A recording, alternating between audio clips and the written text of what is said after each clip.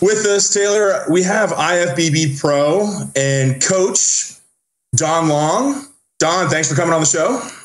Hey, thanks for having me. I appreciate it. Yeah, we're really excited to have you on the show. We like to have a nice, diverse group of guys to talk to, and I think you fit the bill. We just had a former Mr. Olympia champ and an upcoming big-time star in John De La Rosa. So it's nice to have somebody that's from a different era. A lot of people consider the 90s era the best era in bodybuilding. Yeah. And you were just kind of one part of the meat and potatoes of that era. But for those who don't know your story, because like I said, you were part of that group, it got cut way too short. So you had some health issues. You're going to have these health issues the rest of your life, as far as I understand. Mm-hmm. Talk to us. Just tell us what happened. And, for those that don't know the story, give us the rundown of what happened. Yeah, of course, leading up to my career, I finally made it to, the nationals for my third time. And of course, it was about 245 when I won the nationals. Everything was going great. Went back and had a great off season. Well, a small off season because the contest was maybe around October.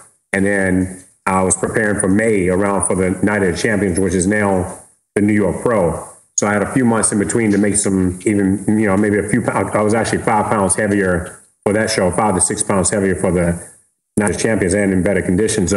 And that went really well. That was my first show. Going into it, I kind of knew what was there, even though it was a lot of people. It was probably close to 40 people competing in it. And then guys that I have looked up to for years, Mike Matarazzo, Akam Albrick, just, tons of names, of course, along with Flex Wheeler and Ronnie Coleman, and then I'll just tell the story. Going into that show, I had expectations to be, definitely in the top 3. And I was, of course, hoping, for even better. And I was really expecting to honestly beat Ronnie. Flex was the one I was really worried about. But Ronnie at that point in October at the Olympia, around the year before that, so 95 Olympia, he was only about 235 pounds, and then between October and May, he ended up being 252, 54 pounds, And so that wasn't the Ronnie. I was expecting the Ronnie of about 235, and I knew I was going to be about at least over 250. So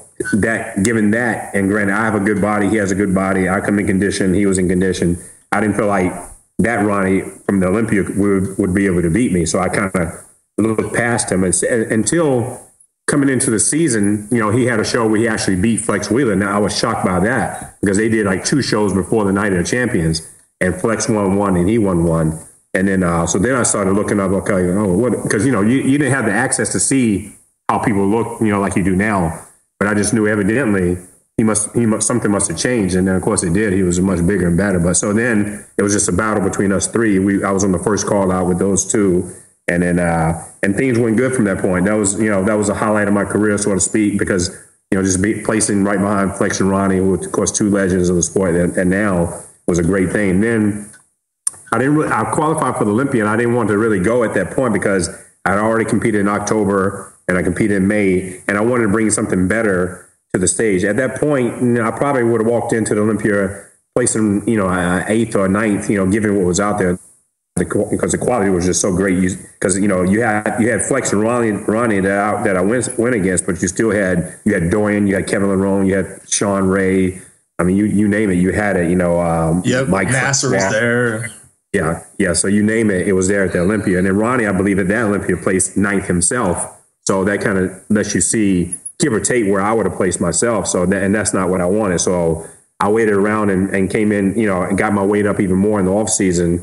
And then I got up pretty heavy, probably at that point. I think that was a year I might have got up to. Now that was a year I probably just, I got up to about 285, 290.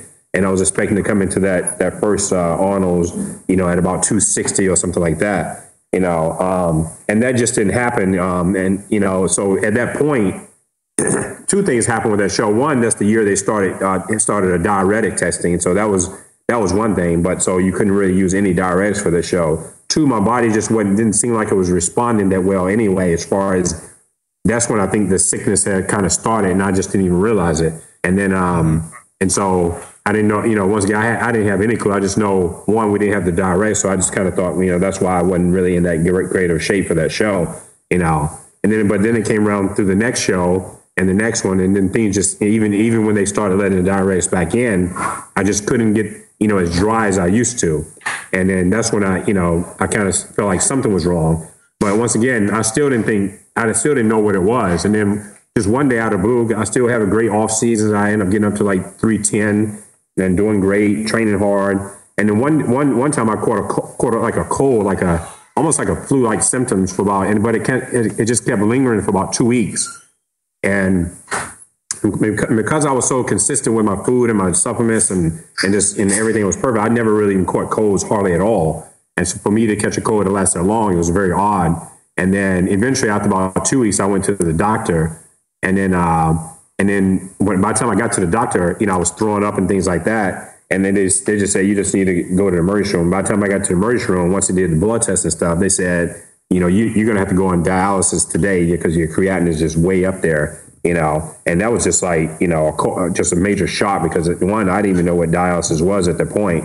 And two, when they explained, you're going to hook you up to a machine, blah, blah, blah. And I was like, there's no way I'm getting hooked to a machine. I was just about to start my prep for the Arnold's classes again. And then I was in great shape, looked good, big. And then, but like I said, that sickness just hit I was under the weather. But other than that, I was prepared to go into the Arnold's and do some damage that year. But, and then so after about 3 days of being in the hospital, finally they talked to my sister and she convinced me to go ahead and go on because they were pretty much saying, if you don't go on soon, then, you may not make it, And then, of course, like I said, I was in total denial. And then finally I just said yes, because I was in bad shape in the hospital. I would, can barely breathe and things like that.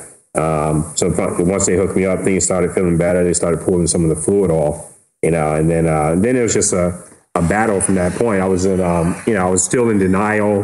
They put catheters in your chest to start the dialysis. And then at one point, this is like I said, this is around, close to time for right before the Olympia, the Olympia of that year anyway, which was probably the 99 Olympia actually. And then, and I had a sponsorship and everything. So I was headed out to Vegas anyway. And the one thing I didn't want is to go out there with a catheter in my chest. So I had them take the catheter out because once again, I felt like I'm going to be able to beat this thing. And so they took the catheters out and then I went out to Vegas, and then of course I was still sick, and I denied the dialysis at that point. And by the time I got out there, I just got worse and worse. I mean, basically, I was up in my room, and it was in the Mandalay Bay, which is the hallways in Mandalay Bay are like you seemed like a mile long from the elevator, And then just to get to my room was just a task, and then just to get to the venue was another task. And finally, once I got up to my room one day, my nose started bleeding. And I could barely even breathe. So the paramedics had to come to my room just to kind of get everything back to, and this was about the day before I was about to go home anyway. So, and then they kind of got everything under control. But when I went back, I had to get back on dialysis, And then once again, still no one really knew the story. And then I was just still in denial. And then probably once again, in between that, I had them take the catheters out again, because once again, I felt like, okay, I'm going to still be able to beat this, And then they took the catheters out. I stayed off for like a week, and then I had to go back on. They put more catheters in. Each time this is a surgery, they have to put these catheters in. So, safe to say you're a pretty stubborn guy, then, huh? Yeah. Well, like I said, just when you're at the once again, everything is so correct. Once again, like I might have said in other programs, I didn't take a lot of supplements. I ate, like a horse. I trained, just meticulous, very tedious. Anybody in my era knew that you never saw me without my food. I just, you never saw me without my food. I'm always in the gym. I never missed a meal. And I never had a cheat meal. And that's the type of life that I lived.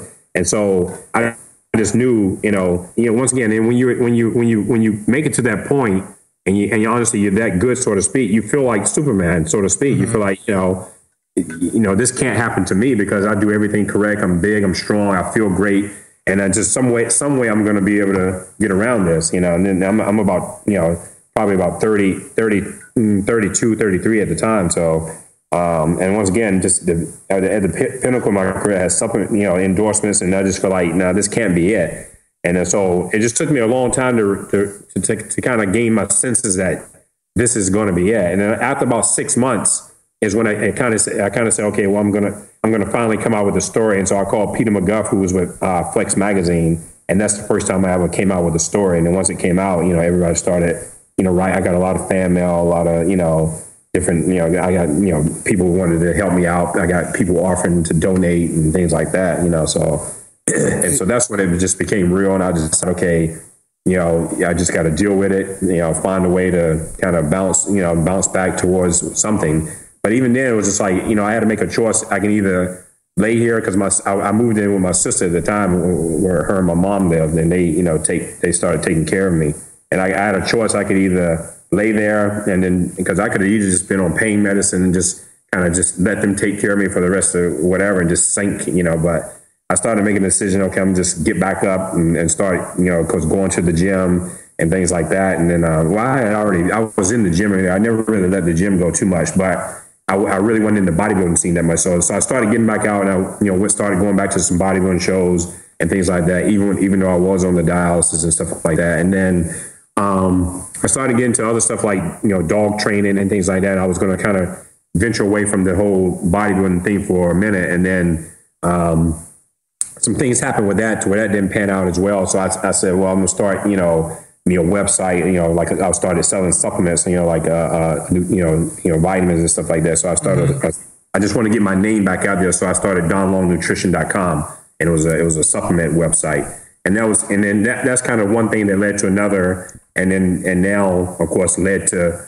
the whole Team Long and Don Long Nutrition and the whole 9 yards. So that's kind of where everything took off. But it's through that, it's just been battle after battle. Well, it was a lot of battles up until this point, you know. And so, of course, around 2001, I received my first transplant, which my sister donated to the list. You know, she wasn't a match. Me and my own sister wasn't a match at all. And so, but they had a program that just came out where if you do have a sibling or a family member or anybody that wanted to donate on your behalf, they can donate to the next person in the top of the list, which was a lady. So my sister donated a kidney to that lady, and therefore I took the lady's spot on the list. I got moved from the bottom to the top because my sister had gave up her kidney. And so within about a month later, I received the kidney. It was a cadaver kidney, which means someone got in an accident, so to speak, and their family donated their organs, so to speak. And those aren't really the best type because, you know, at some point the blood supply stopped from that organ for a second at least anyway. So, which makes it not as good as, say, if you just took it out of a live person and gave it to you, you know, so. Let me back you up a little bit. I got a question. When you were first diagnosed and they explained what kidney failure was, and they figured out that the one wasn't working properly and you were functioning your entire life on one, at any point did you sit back and say, was this bodybuilding related or is this all genetic? Did you ever have that doubt in your mind? Well, the one thing what I did is I brought in, you know, right from the beginning, they wanted me to bring in, or at least give them a list of every supplement that I was taking. And they wanted to see, because when they saw it, they went in and, you know, looked at the kidney. They saw that one kidney was simply not there, or if it was there, it was just so minute that it might as well not be there. But then so they wanted to see that anything caused that. And then once I brought in all the supplements and told them exactly what I did, they said there's nothing on the, and granted, you know, doctors want to blame everything on that anyway if they could.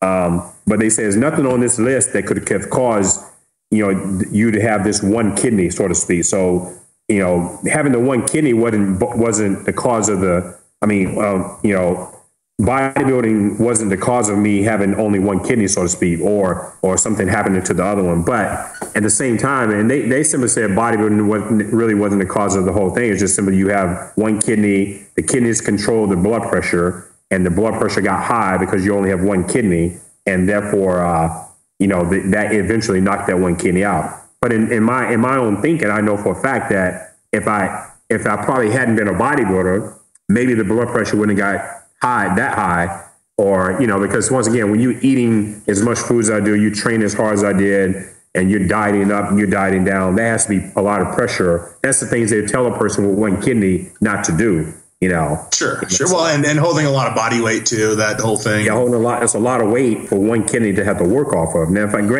if I'd known in the very beginning that I only had one kidney, then honestly, I probably wouldn't have chose this sport, you know, because I know I wouldn't have took that kind of risk.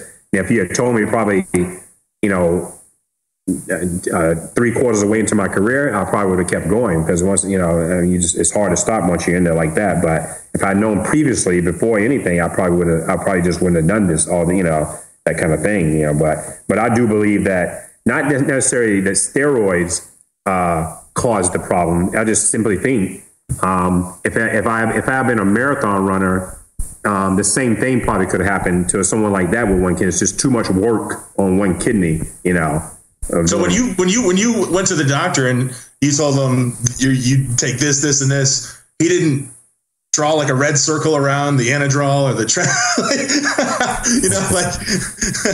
No, except for the fact, once again, that, those things could cause the high blood pressure. But at the same time, having one kidney alone if you Google that right now, one kidney alone, most people with one kidney, I wouldn't say most, but a lot of people with one kidney are going to technically have a high blood pressure, because the kidney literally is a function of the blood pressure. It controls the blood pressure. How do they do that? How do they do that then with people that donate? Aren't they become extremely high risk for high blood pressure? Exactly. Yeah, exactly. Okay. So they tell them right in then you stand a chance. And once again, that's why I say it's not in every case, but they let you know right away, you stand a chance of developing high blood pressure. And that's why you have to be extra cautious. You can't drink like you used to. You can't dehydrate yourself like you used to. You can't do a lot of things like you used to, because you only have one kidney. So they give them a lot of precautions to take, because they know well now that you only have one kidney, and so certain things you should not do unless you want to take a chance with your own kidney, Now,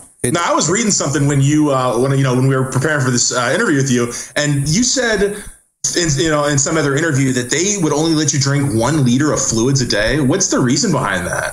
Well, that's when you're on dialysis, because once you're on dialysis, 90% of people, and I'm throwing out a number, this is not accurate, but a lot of people that go on dialysis, you stop urinating, and that's why you go to dialysis. 1, to clean out the toxins in the body. 2, to pull off the excess fluid that builds up, you see. And so in order to keep that excess fluid under control, 1 liter a day is what they recommend. And that way you don't have fluid building up towards, it's almost like you fill up a pool. Your pool, and the top of the pool is your throat.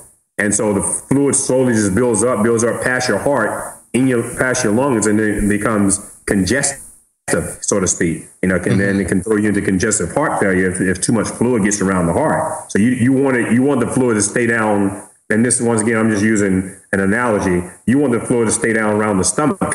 You don't want it rising up above that. And then you get into where you can't breathe. So that's why if you stay at the 32 ounces a day, then you're in a safe zone. And granted, that's hard for a lot of people. You take the average guy, who literally just simply by habit drinks a 6-pack or 2 6-packs a day, and he can't really just stop that like clockwork. He comes in, they have issues, and this is just personally, I know people come in, they're so used to drinking like a case of beer a day, and it's hard for them to stop. So they come in very fluid overloaded. They can barely walk in there because they're they're so swollen, and the fluids just build up so high. That's actually my co-host Taylor. That's what he does. So I'm busy. Yeah.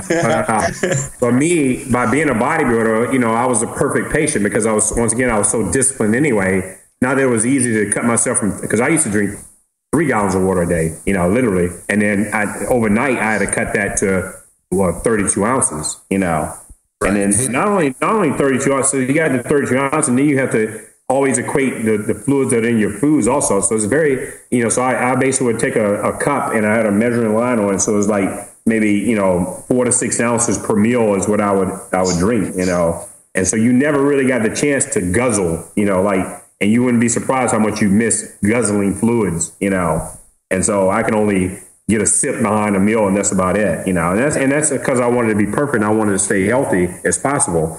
And so once I got that transplant, I couldn't wait to just guzzle some fluids, So, hey Don, how quickly did your body weight drop when you were going through all this, and what did it plummet down to? Yeah, I was, because like I said, I would say, by the time that I had fluid overload, I was about 330. My normal weight was about 310. And by the time I got sick, it just rose up to about 330, which that was just 20 pounds of excess. So they got that back off. And I would say over the course of about a year and a half, I dropped down to about, because I still worked out, and I still ate as much as I was allowed to. but I dropped down to probably about 255 in about a year and a half, so yeah. And then 255 was my normal weight that I kind of stopped at. And that was natural. There was no supplements or nothing at that point. Because once I found out I had that, I stopped all the supplements and stuff like that. Don, how tall are you? 5'10" and a half. Okay, I'm sure there's people wanting to know what that 330 looks like, and if you're 5'6", that's I was exactly. So. Okay. So fast forward a little bit. So then the kidney, your body didn't take to it, and then they figured out a new way of giving you your dialysis so you could So once the transplant failed, my sister was living in Missouri. And I had, because once I got the transplant, she was living in Fort Walton Beach, Florida, and I was living with her there. And right at the time I was about to get the transplant, she was about to get transferred to Missouri. So I had a choice either go to Missouri or take off on my own. And I went to South Florida. So I lived there for a minute, and that's where I had the transplant. And then, like I said, about a year and a half later, it failed. And then so my sister came and got me again, and I moved to Missouri with her. And that's when I started regular treatments of dialysis 3 days a week, the same old thing. But then, they saw in the center that I was, of course, like I said, the ideal patient. And they thought I would be a perfect candidate to be able to do home treatments on my own. First, I didn't really want to do that because I just didn't want the responsibility. But then, so they took me through the training. You train for about maybe 6 to 8 weeks or something like that, where every day you go in and they just show you how to do it literally on your own. They do you're taping yourself, you do everything on your own. And granted, when you go home, someone can help you, but they want you to be able to actually be able to do it on your own. So I did that. And then, of course, they bring a machine, they put it in your house. And for me, it was better that I was able to do it because in the center, you do it for like 3 or 4 hours a day. 3 days a week. For me, by me being bigger and say more muscle mass, even though I wasn't honestly that big at the time, I had dropped down after that transplant to about 200 pounds, But anyway, but still, it was just hard to clean my body, so to speak, Anyway, but once I got home, I started doing what they call nocturnal, where you do the dialysis at night, and then machine, because your kidney works best at night anyway. That's what your natural kidney is doing most of the cleaning at night. So they came up with a system where they can actually do nocturnal, and the machine cleans you slowly for 8 hours overnight, whereas in the center, it cleans you fast for 4 hours, which puts a lot of pressure on the heart just pulling it and draining your body so quickly like that. So the nocturnal was much safer and much better. It allowed me to eat more, drink more, because I didn't have a fluid restriction too much at that point, because every day I'm pulling the fluid off. You see, whereas on the other dialysis, the reason why you had only 32 ounces because you're not going to dialyze. You're dialyzing every other day, only 3 days a week, and on the weekends, that means you're going 2 days without even dialyzing at all, 2 or 3 days, so to speak. So, and that's why you had to watch your fluids real close. But once I was able to do it nightly on my own, it's almost like your body's doing exactly. I can have, what I would normally have on in between 2 or 3 treatments, I can have that on in one day and pull it off overnight. So I can drink, say 3/4 of a gallon and still be safe because I can pull it off overnight. Has this turned into status quo for people on kidney dialysis? Is this everybody, or are you like an exception to the rule with the nocturnal dialysis? Well, it's definitely in center is the most common because most people simply can't do themselves at home. But it is a standard thing now that in certain cities, and it may be even more cities now because this is years ago when I did it. But when I was doing it, only certain cities I actually had this program where they let people go home, and now it's even more places. But yeah, so most people are still going to do it in the center because you got to realize most people are older for one. Mm-hmm. 9 times 10 they're older patients that simply not going to be able to do this at home, stick themselves because. And then granted, by me being so used to needles, sticking myself wasn't a problem at all. So I was able to stick myself because you got to be able to do that. Most people are afraid of needles completely. So, that's out of the question. That's a great answer. I said, that's a great answer. I love how candid you are with that. Most pros we get on here won't say they're so used to needles. So. Not only that, you have to be more alert, so to speak, to really understand the machine. And it's a lot, the machine is, so you become like a dialysis tech yourself. You know how to use a machine like the back of your hand. And then, so no, not everyone is doing it, but it's available to anyone that's qualified to do it. Put it that way. Hey, Don, can you explain what sort of when your brain sort of switched and you decided you wanted to sort of get back into bodybuilding? Yeah. So then once, like I said, once that was about 2005 is when they put me on the new machine.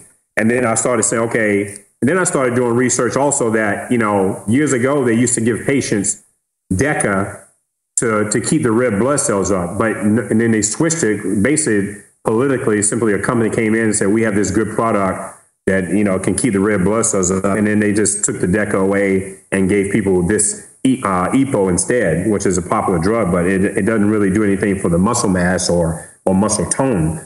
Which, is, I still today, I think DECA for even the older people will be a much better replacement than the EPO, because EPO can give you high blood pressure and things like that, but it does keep the red blood cells up. But anyway, so I started doing the research on my own, that they used to do that. I said, okay, I'm going to start doing, while I was on this new machine, I'm going to start doing the DECA myself and use that as my red blood, because your red blood cells drop when if you're a dialysis patient, and they have to do something to keep it up. It's either the EPO or the DECA. So I decided, and I talked with my doctor too, that I was going to use the DECA. One, it's going to give me some muscle tone, and it's going to make me feel better rather than weak and things like that. So I started using that. And once again, by being on the nocturnal dialysis, I was able to eat more protein and things like that. And so my body started really responding again, started looking better, and started gaining more weight back, and I got up to like 225 or something like that. And then I just started doing research once again, all with my doctor about, adding some testosterone in there or something like that. And then once again, my body responds very well to a little amount. So once I started getting on, say, some tests, then I started looking even better. Once again, I'm a perfectionist with my food. And then, and so my body started looking good. So I said, I think, let me just give it a thought, because I probably can try to do this. Because once again, I used to have dreams about the stage and about backstage and about forgetting my trunks and things like that. These are dreams I used to always have. But at the same time, in the position I was in, I never thought I would compete again, because it was just simply, I just didn't think it would happen. If you saw the state I was in, there's no way I'm going to come from this 195, 200 pounds and get back on that stage again, Yeah, absolutely. But once again, once I started at dialysis and making things work a little bit, I started growing. I got up, to eventually about probably 255, 260 again. And I was able to, and then that was an in shape 255, 260. And I was able to cut that down to say about a 240. And then, and that's where I competed at. So that's when I said, I just want to come back and be able to end it on my own terms rather than, having it kind of just taken away from me. And I knew I wouldn't, win or anything like that. Even though I always beat half of the people that was in the show, I always placed in the middle. So which was, to me, I thought that was great for myself anyway.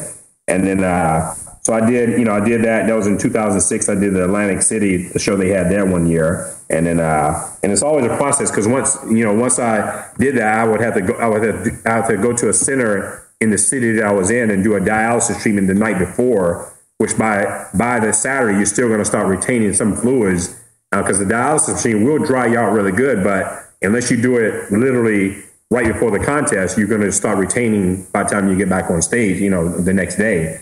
And so I was never perfect, but at that point, but I was able to get out there and do my thing, so to speak, but that was in 2006. And then by 2008, I moved to Jacksonville, and they had a system where you actually have a smaller machine that you can actually travel with, So I moved to Jacksonville, Florida because of that, really, partly because this is one of the cities that had that. And so instead of having the big machine in my house, now I was able to have a portable machine that wherever I went for guest appearances or traveling or whatever, I was able to have the machine with me. And then, of course, my wife, Sarah, at that point, we met at that point. And then she was able to, kind of handle everything with that machine and learn how to do it and things like that. And so wherever we go, we took the machine, she would set me up, and then she would, help me do the dialysis herself. And then, so on the last contest, I believe, which was the Europa Orlando, I had the machine with me, and that was in 2009. And then that turned out to be a much better contest for me, a better look rather, because I was able to dry out in that morning, go to the stage an hour later, and I was actually dry when I got on the stage, so to speak. What did your doctors think about you doing this? Did they give their blessing, or were they kind of looking at you across? I don't know if you were around at the time, but You had Bob Ciccarello, who's the athlete's, head, so to speak. You had Jim Manion. First, I went to Jim Manion in the beginning just to ask him, could I do it? And first he said, okay. But once it started getting out there, you had other people who said, they didn't know if that was a good idea. So you had other people kind of fighting against it. And that's when Jim had said, well, he was going to let, the IFBB lawyer handle it. And so the lawyer made sure, I had to do this. So I literally had to get my whole body checked out by a brain doctor, a heart doctor, a lung doctor, you name it. So I had to go through the mill to get approved from each one of these phases and then present it to the IFBB in order to be cleared to be able to do it, So, wow. And so once I got cleared, then everything was okay, and that was for the first time. And then so they analyzed, would I be too hot under the lights? Would it, just you name it, they ran me through the ringer, which, I can respect, they don't want someone, dying on the stage, but I knew I could do it. And then once I went to my doctors, they did all the tests and they knew I can do it. So, but once again, looking from the outside, they would just want to make sure that it was okay. So, yeah. So I had how is your dialysis now? Or not your dialysis, but just how your kidneys doing now? Are you still, I guess you alluded a little bit to not having to do dialysis as often, or you're still doing it daily or what? No, because I received, my wife donated a kidney in 2010, Oh, okay. Yeah. So, the whole time I was on dialysis up until that point in 2010, she decided, because what happened was we live here where the Mayo Clinic is. And I said, because I didn't really want to do dialysis again, because it was just, I didn't want to do a transplant again because the first one just really gave me a bad taste in my mouth. It was really just not a good experience at all with the whole, once it failed and things like that. And then my sister had donated her kidney and things like that. So I didn't ever want definitely a family member to have to donate again. So, but what we did do is we went to the Mayo because it is one of the top hospitals in the country. And we went to get on the list, just to get on the list. And then maybe 5 years down the road, technology would be even better. And then, and so we did it. But once we went there, my wife went with me, and then she started hearing all what they were saying, that a living kidney is much better. It lasts way much longer, better quality of life. And then so when she started thinking about it. I said, no, I really don't want you to do it, blah, blah, blah. And then just later on, a few days later, she went to Walgreens, for example, and just because she didn't know her blood type, and she went and did a home test to where she tested blood type, found out she was the exact same blood type. But that, it really doesn't stop there. You have to match on three other levels of antigens. And then, and then, so once she found out she was a match, she said, let's go see, let's call and let her know that I'm a match.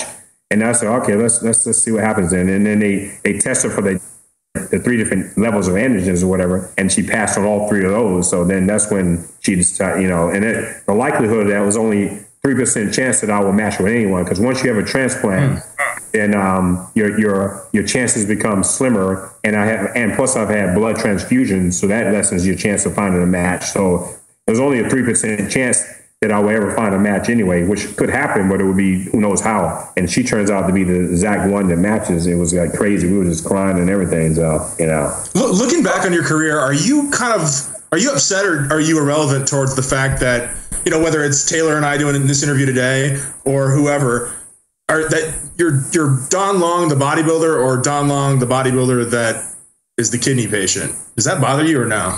Yeah, I think you're going to hear some people say Don Long, his kidney fell, but I think you're still going to see some people say Don Long, the guy that literally could have probably been Mr. Olympia. And in my mind, I felt like I could have, because I know I was one of the most disciplined guys out there. I had the genetics, and just the start of my career proved that. I'm literally with the top of the crew right from my very first pro show. And granted, I was literally one of the first, not the first, but one of the first 310. Before Ronnie was 300, I was 300. So and then so you just simply do the math. Me at 310 pounds and bring it down to like a 270, and you're talking about in the 90s. I would have kept doing better and better. Once again, you could not outwork me, and you wasn't going to out-eat me. You weren't going to be as disciplined. So, and that's still no guarantee, but, in my mind as a champion, I saw that vision. And not only that, you ask some of the experts, they would give a possibility that could happen also, that I possibly could have made it to the very top, So I look at it from that point of view, and I can't really do anything about the past. I knew, I just look at what I was able to achieve, and then look at, and then I can just dwell on the possibilities of what could have happened, So. Blackstone Labs is bodybuilding's leading source for hardcore legal supplements and the makers of Angel Dust, Ostapure, Cobra 6 Extreme, Apex Male, and over a dozen other products with cutting-edge ingredients that outlast and outshine the competition every time. Formerly the maker of the industry standard in pro hormones, Blackstone Labs has not fallen. In fact, after the dust has settled on gray area supplementation, Blackstone shines brighter and stronger than ever before. Visit blackstonelabs.com or click on the banners throughout Project Bodybuilding and experience bodybuilding science at its finest. That's blackstonelabs.com, the hardcore holy grail of bodybuilding supplements. Iron Mag Labs is the creator of the most hardcore bodybuilding supplements on the market. Makers of the original formula Super DMZ and now Super DMZ 3.0, Iron Mag Labs brings you the strongest legal pro hormones on the market. Also available are Epitrin, Halo Extreme, Epistane, and Asta RX. Go to ironmaglabs.com right now and order from a wide selection. If you are a fan of Project Bodybuilding, please support this company. IronMagLabs.com, the most hardcore bodybuilding supplements on the market. Period. Don, why do you think that there's a discrepancy so much between the 90s and the competition now? And there's so many people, even competitors now, say that the 90s were their favorite era. What do you think happened there? And why haven't we seen a duplication of the quality? Yeah, I really think, like I said, probably on one show, my main, I'll get to my main thing in a second, but definitely I think somewhere down the line that the drugs are different. I mean, because I coach a lot of people and just simply, the amount of stuff that even they have to take compared to what I used to take, it just seemed like the drugs don't do the same thing. When you're getting stuff I think if everybody got things from a pharmacy, and that's why I think you see in some of the foreign countries, which once again, back in the day, the foreign guys did not outdo us at all. When you were the national champion here, you were literally probably the best amateur in the world when you won the nationals, because there was no other amateur in the world that could be better. Nowadays, you can't really say that. You can find amateurs throughout the world that would beat a national champion here. But back in the day, that just wouldn't happen. It wouldn't. You couldn't find an amateur that was good as the national champion here. And once again, but I think they have still real stuff. Coming straight from pharmacies, and we have mainly a lot of underground stuff here. So I think that's one of the factors. The second factor is simply the internet, and once again, I'm guilty of it myself at this point. The Facebook, we were too much up there. Was once again back in my day, you take Flex with Sean Ray. They didn't have a phone with them in the beginning of their career. They didn't have. They had to go home and check their messages on an answer machine if they had one of those. And so you didn't have an instant camera with you. If you're taking pictures, you're taking on a camera and you go see it 2 or 3 days later when they finish developing the film. It's just a lot of distractions where people become somewhat ADD, because once again, I have guys simply, because you're so addicted. And once again, I'm guilty of it myself. So I would have to find a way to pride myself if I was back in this era. But we're always on Facebook. So the guys sit on Facebook or sit on whatever, and you can't really even focus on eating a good meal because so then guys can't eat like guys used to be able to eat, but then you're going to have a few that are hungry and driven, like a Kai Green or Phil Heath, who are going to get their food in regardless. And that's the exception of the rule, these days. Whereas before, I think you have more people, that's all we did is eat, train, and sleep, so to speak, and do your work or whatever. But nowadays, there's too many distractions to where, once again, we got selfies, we got this, we got every day's. And once again, it's just a life that we live in, but you got to look at that's going to be a distraction compared to when you go in the gym strictly. Because in my camp, when me and my guys train, you couldn't have because when pagers did come out, we couldn't have pagers in the gym, not in that training session. You get your pager when you get in the car, because otherwise we knew it would be a distraction to the team or whatever, to the crew that was training. So that was just a rule that I made with my guys, and I trained with the same 2 guys for about 8 years, and we never had pagers. We couldn't do stuff like that, and we focused on the workout. And then as soon as we're done, we're eating a meal right away and things like that. So some of those things I think too, because, to me, I don't see, once again, sometimes I don't like to use myself at all, but you can just use the guy before me. You take a Paul DeMayo who won before me. It's just simply in the past 10 years, you can't find a national champion that would beat Paul DeMayo. Honestly, that's over 20 years ago. and still he would win the nationals today looking like he did 20 years ago. And that shouldn't really happen, because you can't really go back, say I won it in 95. You're not going to take the 1975 guy and be able to beat me, you see? But nowadays you can take who would beat Flex Wheeler, honestly, at a national level right now, the Flex Wheeler who won the USAs. He would still win today, Yeah. And goes, I mean, up until around the 2000s, it started kind of dwindling a little bit, early 2000s started dwindling back a little bit, Do you think the men's physique division is actually making that even worse, because some of the guys with good genetics might be a bit on the lazy side, or kind of gravitating towards that, and we're not seeing their potential? Yeah, definitely. Granted, I think the men's physique is a good thing, but you're definitely taking the guys with the beautiful shapes. Because honestly, when they started this super heavyweight, what I saw in that is a bunch of, honestly, football player type bodies coming in, and now they're in the supers. Whereas back in my day, you just had heavyweights, and you had to have a stellar physique, to be able to be up in that mix, And nowadays, I think, yes, the men's physique guys are the ones with the tapered waists, the genetics for where honestly all of us started from. I started from a men's physique type body. I'm sure Sean Ray did, Flex Wheeler did, Chris Cormier. These are guys who started around 190 pounds, and me, I started, 173 pounds training. And so I was right. I could have been men's physique right then, honestly, right when I was starting, And then, but nowadays, those guys with the good genetics like that, the good shape, the beautiful bodies that you saw in the 90s, because it just ran so deep with shapes, Charles Claremont, you just can keep going down the list, Aaron Baker, everybody, Al Q Gurley, everybody had a good body, so, and nowadays you don't see those type of shapes as many, if you put it that way. So I think, yes, getting lost in that. So, Yeah. Were you ever tempted to move to Venice, California, do the whole Los Angeles scene, or was that never in your game plan? Yeah, it was never really my game plan, because, granted, I got a glimpse to where Kevin Larone didn't have to move out there. He lived, in the next town over from where I did in Maryland. I lived in D.C., and I just didn't see it financially make sense. If I'm going to get an endorsement deal, why would I go out there and spend that money?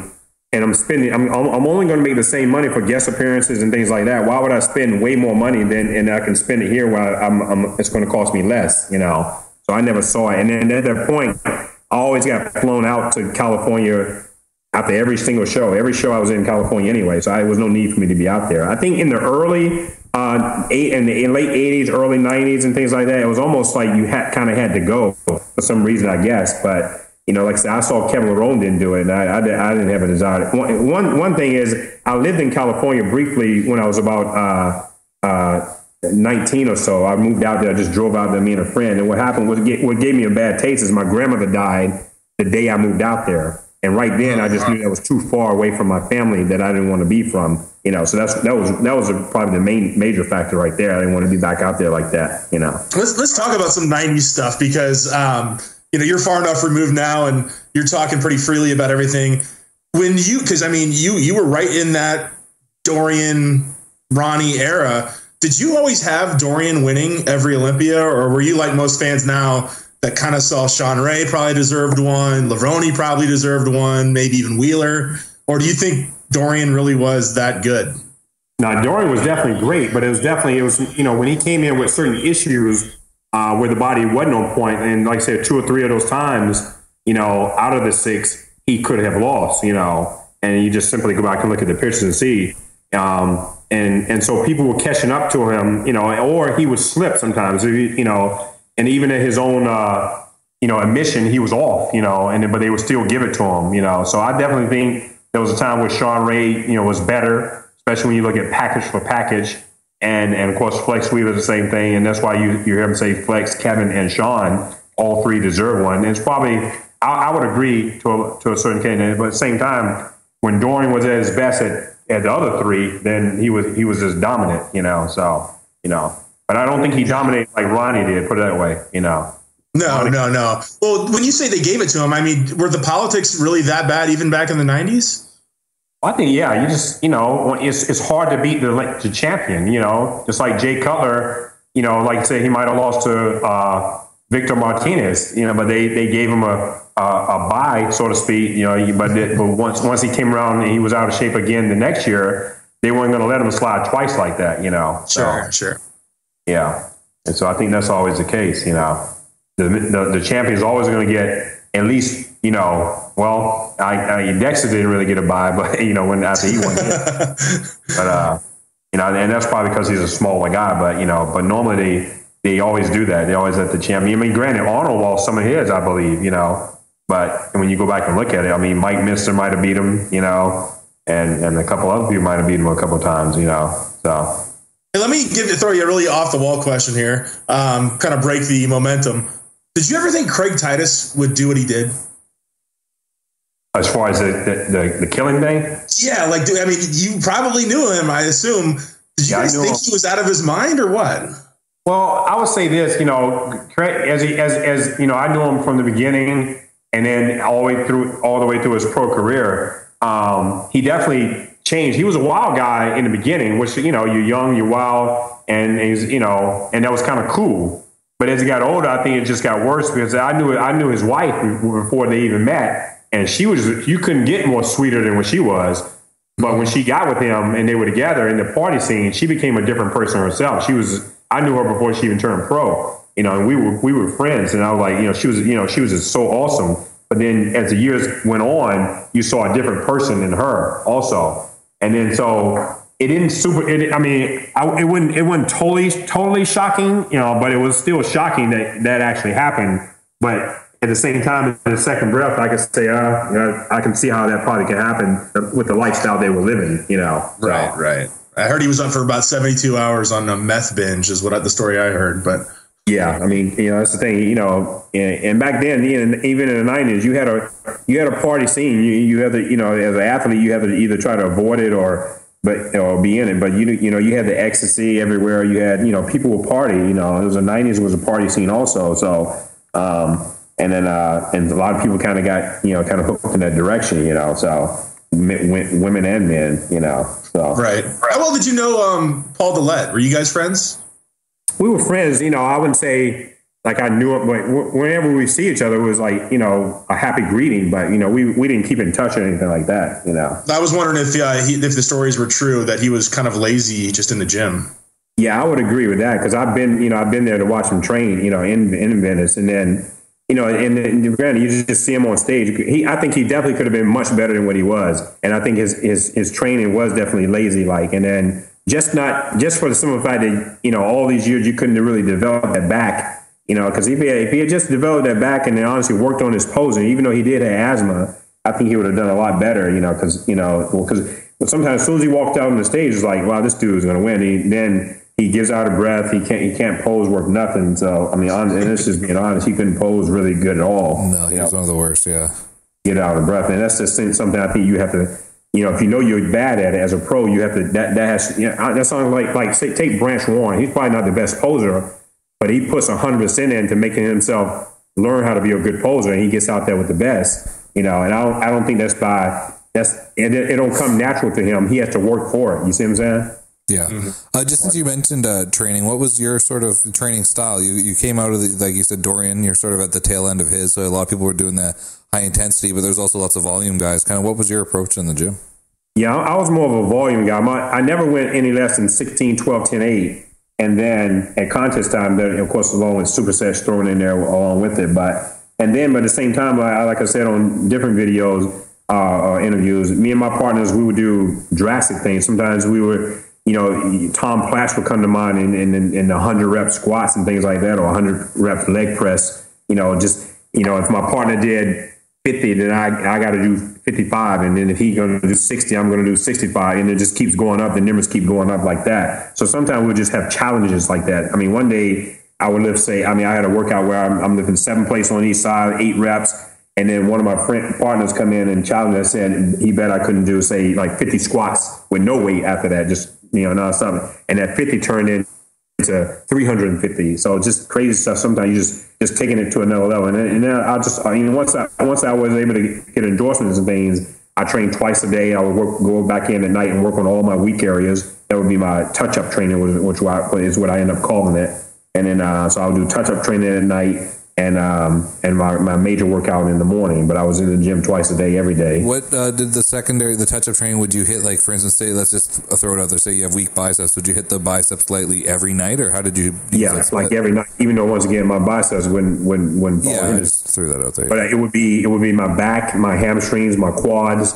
I would even hit, even though my delts were good, I wanted them to be like spectacular, so I would hit side laterals every single day, just 4 sets, 4 to 5 sets at max, and I would literally hit that every single day. And then by me having that whole night to be able to, I would hit several touch-up body parts, and that is what my night would consist of, So I would hit, sometimes I would say, I want to bring my rear delts up. I would hit rear delts every single night, and it brought them up. Yeah, it would. I'm assuming after doing that for a while, that body part would no longer be weak, and you'd sub something else that.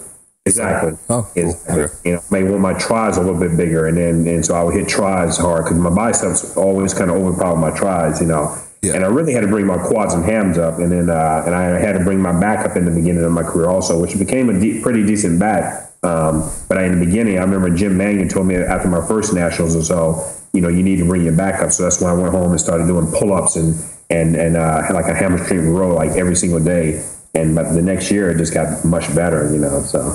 Do you find that works for everybody, or are you just a hyper responder to that? Yeah.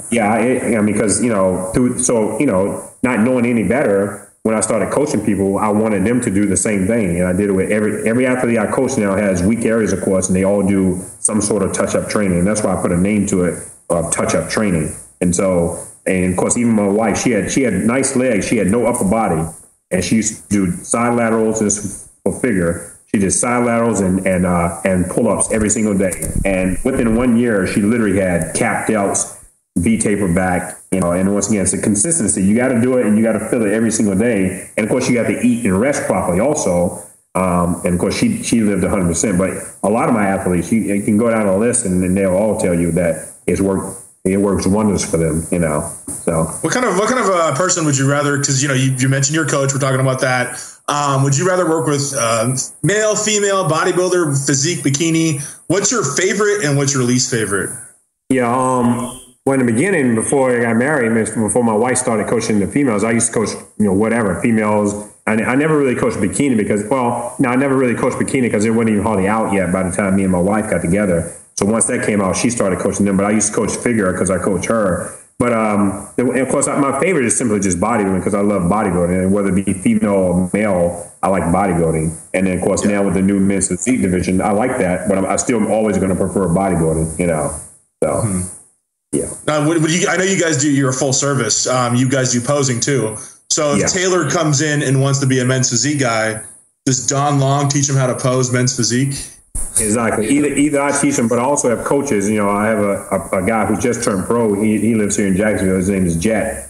Jet Yuping. But anyway, he's an excellent posing coach for me now. So I don't have to even honestly worry about that part of it.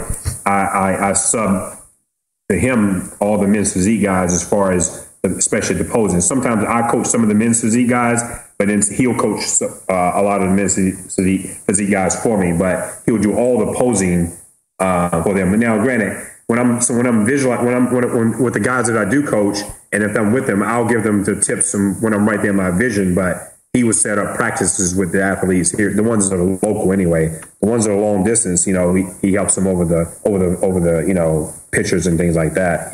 So sure, yeah. Now we got the Arnold coming up. More relevant news. This interview, unfortunately, is going to air after the Arnold, but it'll be kind of fun for everybody to hear your retroactive opinions. Yeah. Who do you have in the men's open top 5? Do you got a top 5 already picked?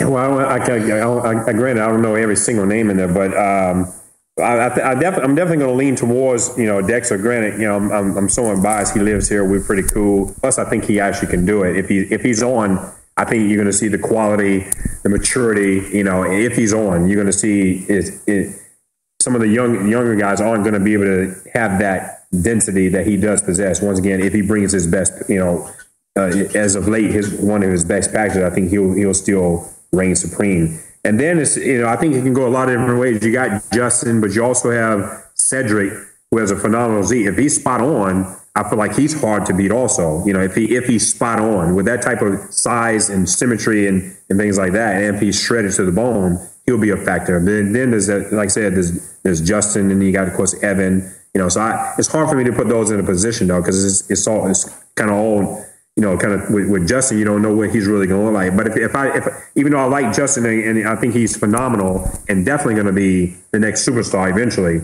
but if I took him from the last pro show that he won, which granted he's probably going to be better than that, and you put that in there, there's no way that Justin I think would beat Dexter, you know, myself, or you know, or maybe even a couple other people. But even though that was a good guy, but you know, it was him and John, and then, but still, that's still a different level than the top, you know, 5 at the Olympia. You see what I'm saying? So, oh yeah, absolutely. Yeah. Well, what do you think Dexter's secret is? How do you think at his age he's managed to do it? He's only a year or two younger than you, I think, right? Well, he's about 3 years. He's about 45. So, but I think part of it is one, you know, he definitely has superb genetics, and no matter what no one says, and for him to go from a bantamweight to what he is now, he has to do something right, you know. But I do believe, and I've told him myself, there were mistakes that he was making in his early career that he could get away with, and he still looked great without being 100% perfect. But here in his last 2 or 3 years, I think he's become more perfect with eating perfect, because he never ate really that great in the off season, I don't think. And like I said, I believe I remember him telling me that he never really had a full off season where he just ate, especially solid food. And then when he got with George, that's what George knows, is eating solid food and solid meals and lots of it. So I think that's the big turn, is now you're eating perfection all off season, and then your body's just even transformed to another level because you never even done that, you know. And, you know, he may do cardio now where he didn't used to do cardio. So little things like that I think his body got away with it because he was so genetically gifted. Now he's adding in some extra, you know, perfection, so to speak. And I think he definitely lives more perfection than what he used to. And now he's able to be, especially in this era, still a top guy, you know. And granted, you definitely have to have genetics to be 40-some years old looking like that, you know. Right. What do you think about Phil Heath? Do you think? I personally think, and I think Taylor does too, we've seen, even though he's won, I think he's regressed over the past 3 years. Yeah. Do you think? I mean, it sounds like you think the same. Do you think anybody? Because, you know, like we're talking about with Dorian, you don't just be as good as the champ. You got to knock the champ out. Is there anybody that can knock Phil Heath out? I think so. You know, and I think, but it's up to Phil also. You know, he definitely has to.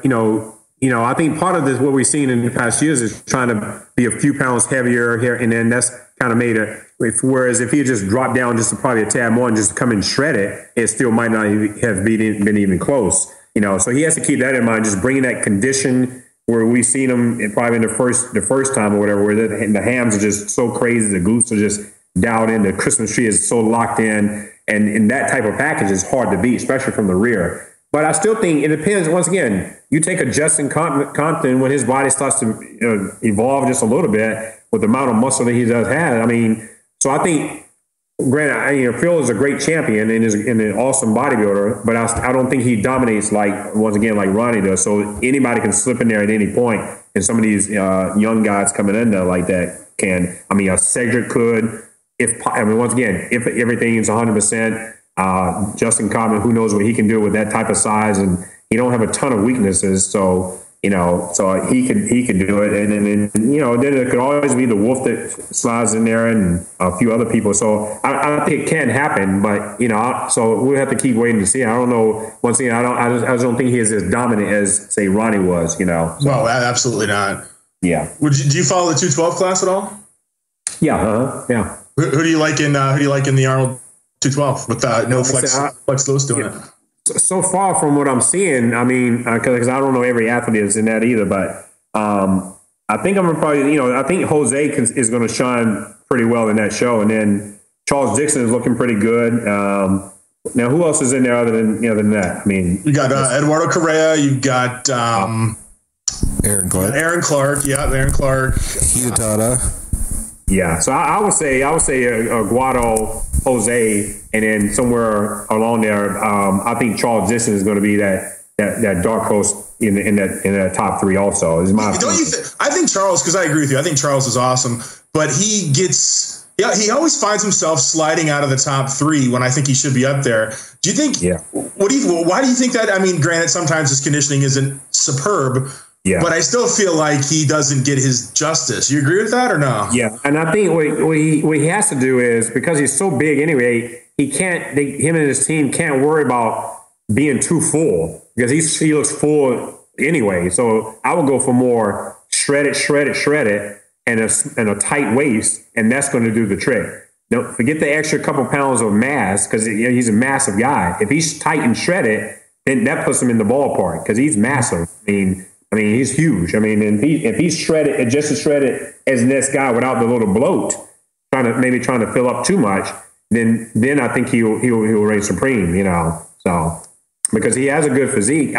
You take Aaron Clark and things like that, who gets hard, but you really don't have the best shape in the world. And so, but he beats people. He'll take people out based on his condition if they're off. But if a Charles is on and his back is shredded, his Christian Street is shredded, his glutes are in there, then he should be able to beat Aaron Clark. Just on a better body. And mass. Hey, Taylor, do you got anything you want to wrap up with, Don? Any last final questions? No, I was just a little more curious, sort of on his training and how he approaches that with his people.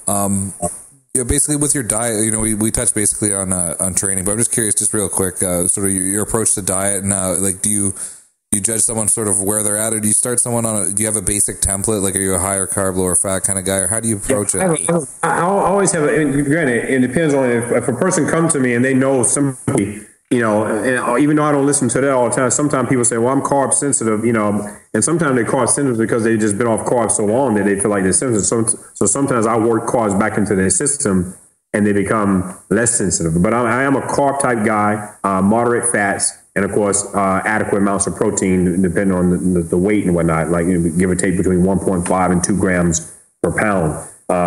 And then from that point, it just evolves, depends on, because everybody's body does do different things based on what you put out there. And I try to, sometimes me and my wife go off like blood types. We know that certain foods don't work with a certain person's blood type. And granted, some people, it may say they don't work with their blood type, and if they eating and it's going perfect, I don't change it. But if I see things become stubborn, I kind of analyze the blood type, and I'll take certain things out that don't simply go with their blood type. But for the most part, it's a start off with a good amount of carbs, and depending on the person of what they can get away with. And then as far as off season, I'll keep it creeping that up until, once again, the body fat still stays in check. Contest time, I slowly start trimming those things off. Depending on, adding the cardio, depending on what the person needs. And that's the key thing is, certain people can get away with 30 minutes and certain people need, honestly, 2 hours. And granted, do I like people doing 2 hours or whatever? No, but at the same time, some people have to realize that they might have put on more fat in the off season or whatever. It's going to take more cardio, and the metabolism may be slower than this guy over here. So some people have to do more cardio. But one thing, I feel like in this era too is and kind of like with King Kamali Club is, people sometimes get so afraid because they hear so many people saying, I coach people with no cardio.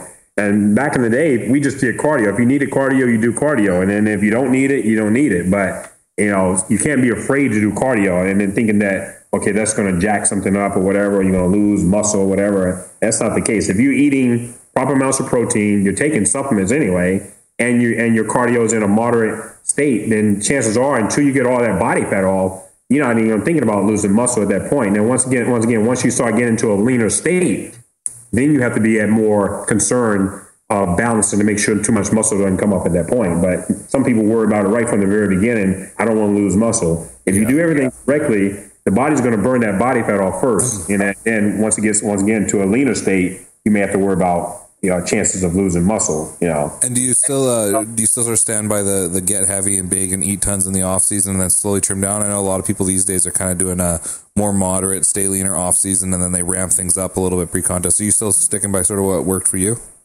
Well, yeah, like I said, once again, I don't like the body fat to go honestly above 10%, for example, and preferably 8. And so I monitor it based on that. If I can feed a person and they still stand within that range of body fat, then we grow, And sometimes, honestly, in the beginning of my career, once again, probably not even knowing any better, I just ate. It was all clean food, but I ate. And I might have even got up to, say, 13, 14%. But at the same time, I I went from a 194 on stage to the very next year a 224 on stage, and I had to pull off probably from 270 to 224. So that's close to 45 pounds to get ready for that show. That was my first time being that big, but at the same time, I was very big and probably had some extra puffiness, but it allowed me to put on literally to the T, and it's on record, 30 pounds of muscle in that 1 year, And so sometimes, especially in the beginning, people simply have to eat and eat clean. Don't eat junk that's simply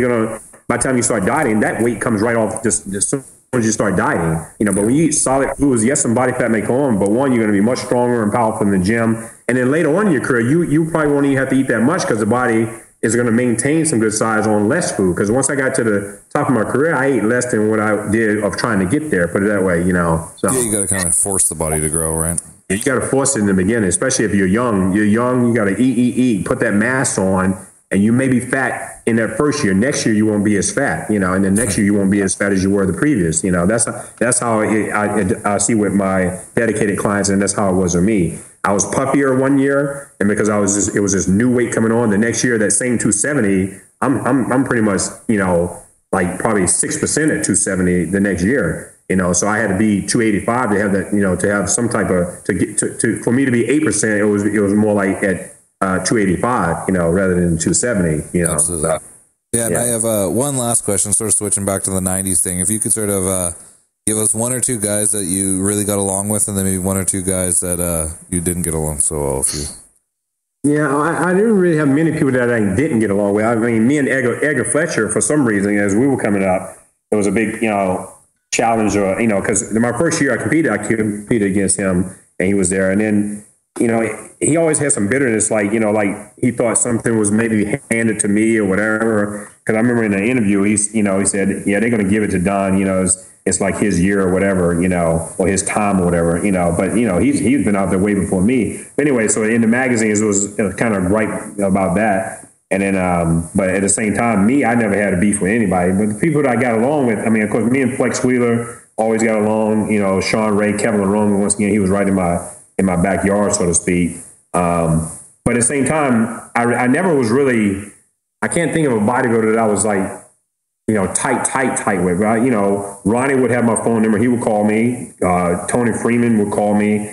Me and Flex Wheeler had each other's numbers. I had Sean Ray's number. But at the same time, they were on the West Coast. I'm way over here. And so it was just me and my partners for the most part. And then when I go to venues or the Arnolds, I'm saying hi and I'm out hanging out with these guys. But but once that's done, I didn't have a close communication with a lot of them. Me and Bill Warmore were really cool for a lot of years, because one year he came up to me in the bathroom and asked me, he'll tell this story all the time. I was just about to turn pro, and him and Edgar were really good friends, and because they lived in the same town, Pittsburgh. But he came up to me in the bathroom one time and asked me, could he get my number, because he wanted to be able to call me for questions. And then what happened was he would call me collect, because he didn't have money to call me.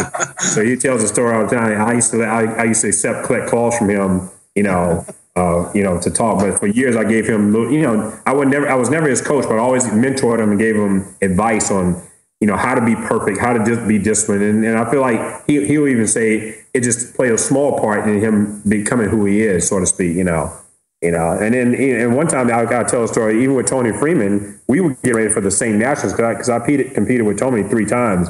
He would call me and literally, wanted me to, help him out with his meal plan, give him advice on how to, how he should structure his meal plan and things like that, which I had no problem with, because I knew that my mindset was, you can never hold a person back if they really want it bad enough. He's the one that has to eat all the food that I'm about to tell him to eat and be organized like I am. And once again, I was just going to make sure that no one was as organized and tedious as I was. I can give you all the information, but you still got to be the one to do it. And if he doesn't, then you deserve to beat me, So, but at the same time, in my mind, I just knew he wasn't going to be able to beat me.